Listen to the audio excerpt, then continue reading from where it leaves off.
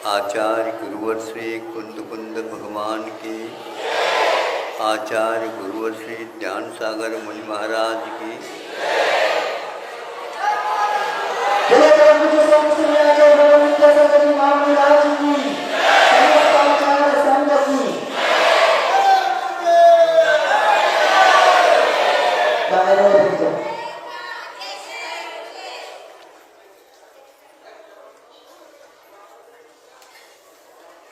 रेशम का उत्पादन कैसा होता है?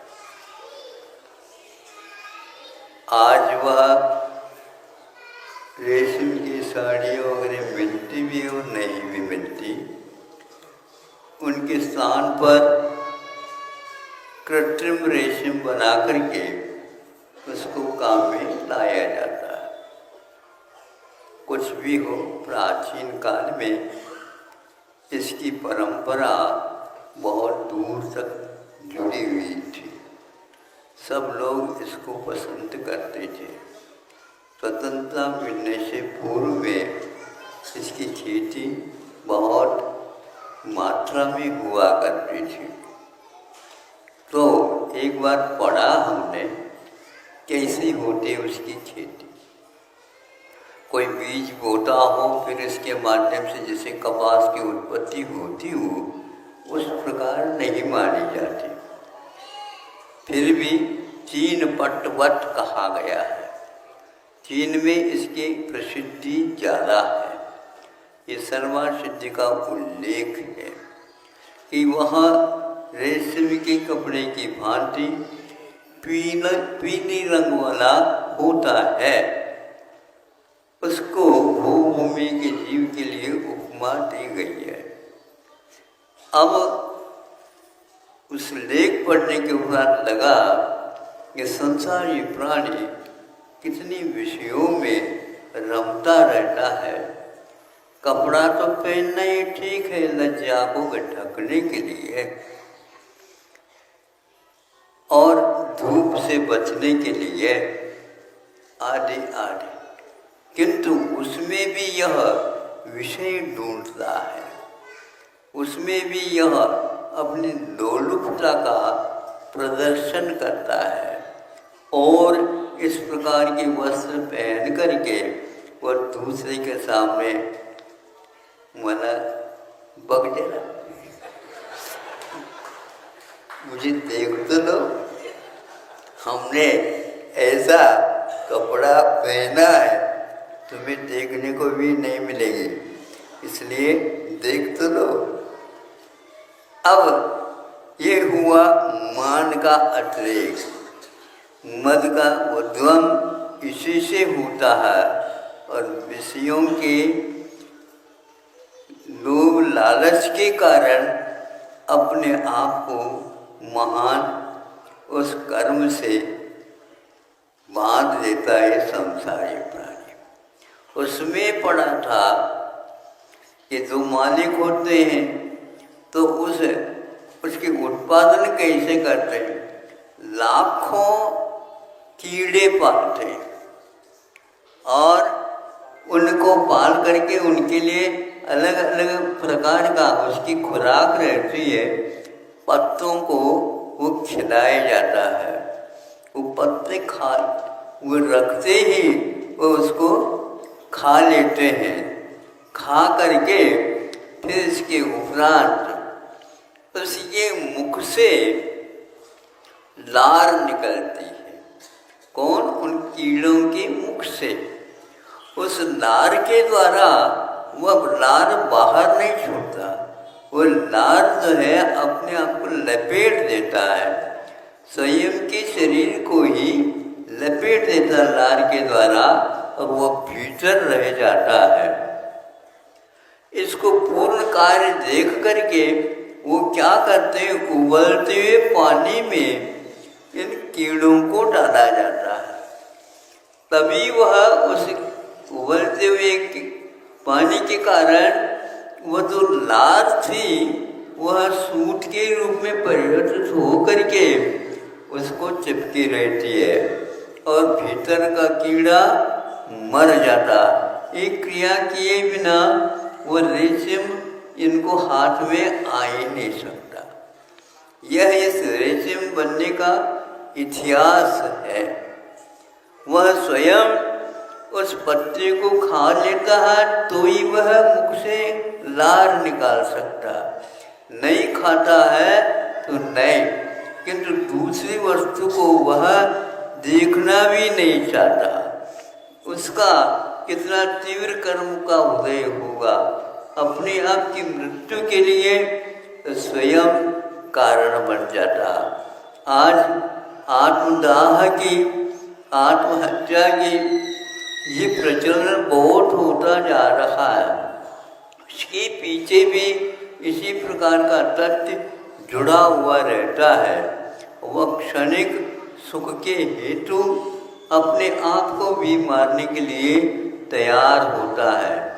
यह रेशम कीड़ा एक प्रकार से पुराण ग्रंथों में इसका उल्लेख मिलता है। ऐसा नहीं कि काल्पनिक उपन्यास का वह विषय हो, नहीं, मतलब अपने आप के जीवन को अपने आप के लोभ लालच से हम लोग समाप्त कर लेते हैं। आज जितने भी कार्य हो रहे हैं वह पंचेंद्र के विषयों के साथ उसका घनिष्ठ संबंध है, जो कि हमेशा असंयम की भूमिका में उनको रख देती है। असंयम एक ऐसी मार्गना है, वह ज़्यादा दिन टिकेगी, सम्यक दर्शन के लिए भी घातक सिद्ध हो जाता है। 66 सागर काल तक वह व्यक्ति सम्यक दर्शन को पाल सकता है, लेकिन असंयम की भूमिका में पाल नहीं सकता।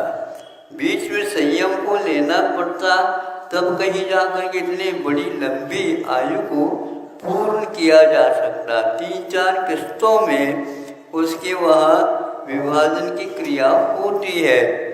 मैं इसलिए कह रहा हूँ कि पंचेंद्र के विषयों का संबंध यही नहीं रहता, स्वर्गों में भी चला जाता है। स्वर्गों में भी इस प्रकार के इंद्रियों के विषयों के निमित्त वह अपने आप को आत्मदाह के रूप में स्पष्ट काम में लाता है। वह कीड़ा मर गया, उसके लार को रेशम का रूप दे दिया गया, और इस प्रकार लाखों कीड़े जब बनते हैं, सुन रहे हैं आप तो, आपके साड़ियाँ बनती हैं,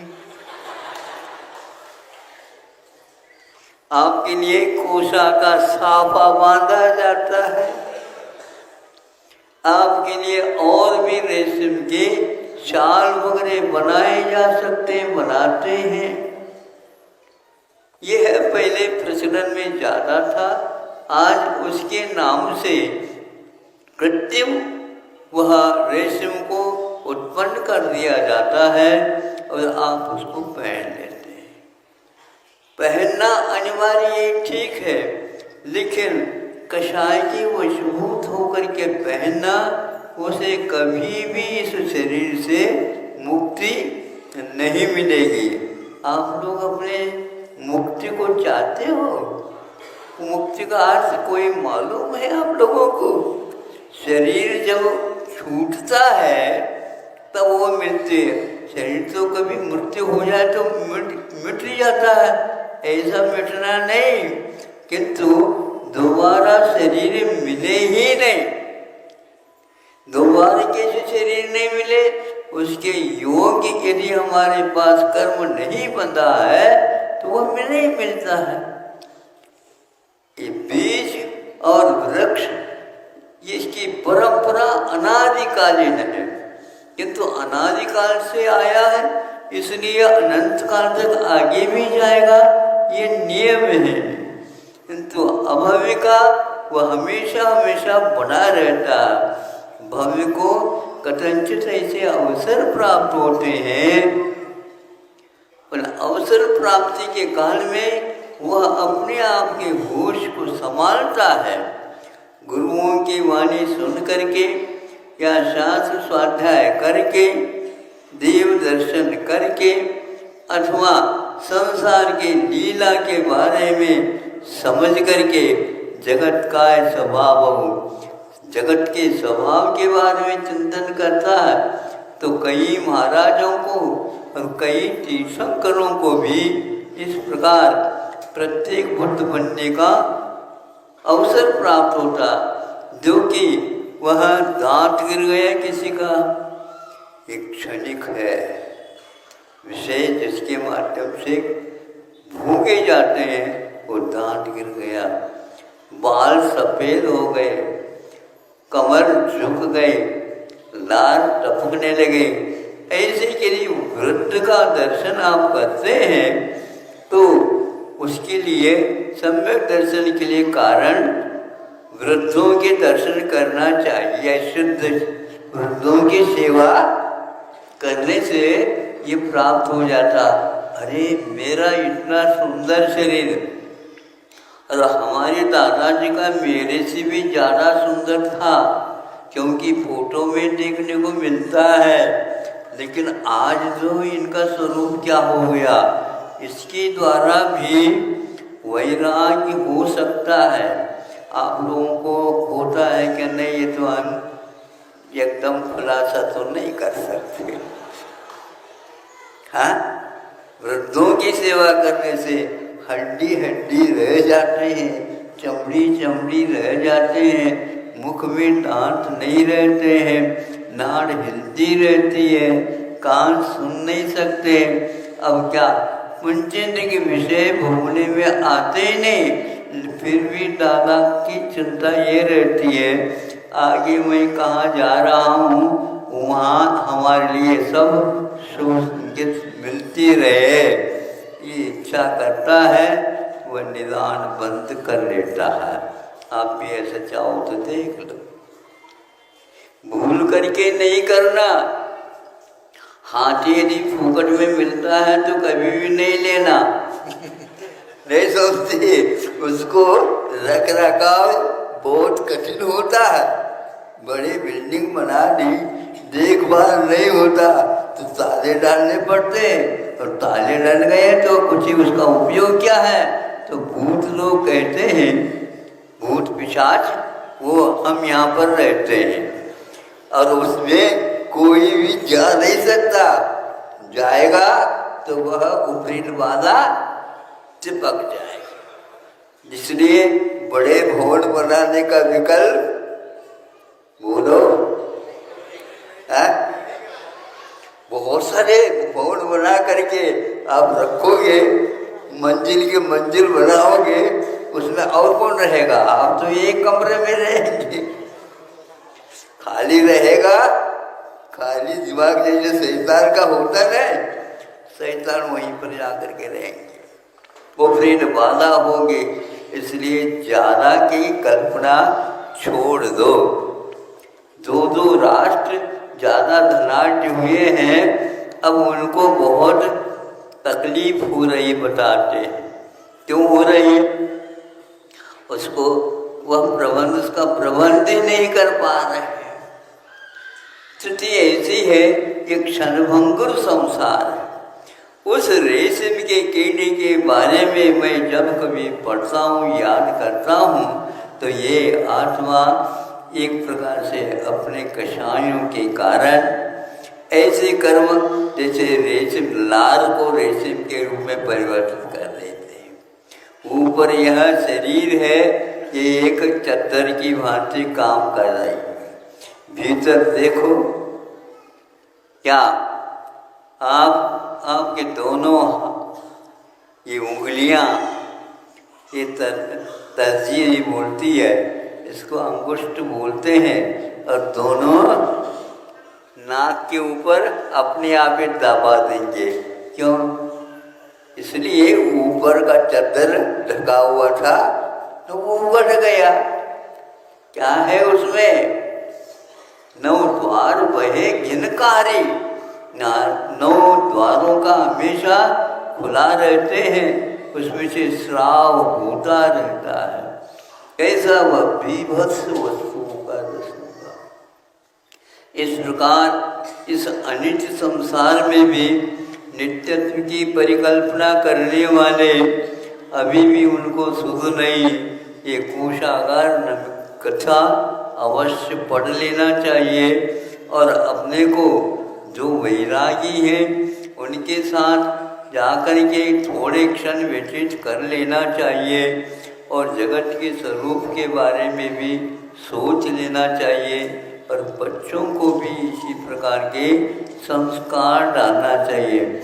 आप बंधु कहलाते हैं, आपके पास आश्रित होकर के रहने वाले रहते हैं, वो उनके ऊपर आप यदि कृपा करना चाहते हैं, बड़े बड़े भवन, बड़े बड़ी राशि आदि आदि की इकट्ठा करने की अपेक्षा उचित कर लो, लेकिन मुख्य रूप से वे अवश्य समझें अपने जीवन के महत्व को, अन्यथा यह जीवन आपका जो मौलिक है, कब्जे को उड़ाने के लिए रत्न को फेंक रहे हैं, ऐसी दशा हुई है।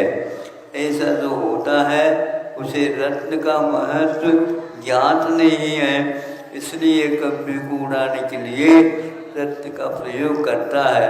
ये सब उपदेश हम ही लोगों के लिए कृपा करके पूर्व के आचार्यों ने, उपाध्यायों ने, ऋषियों ने अपने जीवन को निरीहता के साथ व्यतीत करते हुए साहित्य का सृजन करके दे दिया है। उन साहित्य का अवलोकन में सुबह उठते ही अखबार का बंडल आप लोगों के पास आ जाता है, उसको तो पढ़ते हो, एक आध बार कम से कम उन स्वाध्याय का भी आप अभ्यास प्रारंभ कर दो। यह जैसे आज 10 मिनट लग गए, इसी में आप लोगों को बात समझ में आ गई, तो स्वाध्याय भी करेंगे तो अवश्य ही तत्व ज्ञान आपको हो जाएगा। हमारी रुचि तो यही है, भावना कि आप लोगों को भी तत्व अच्छा लग जाए। तत्व का अर्थ क्या है? ये अपने भाव धर्म माना जाता है।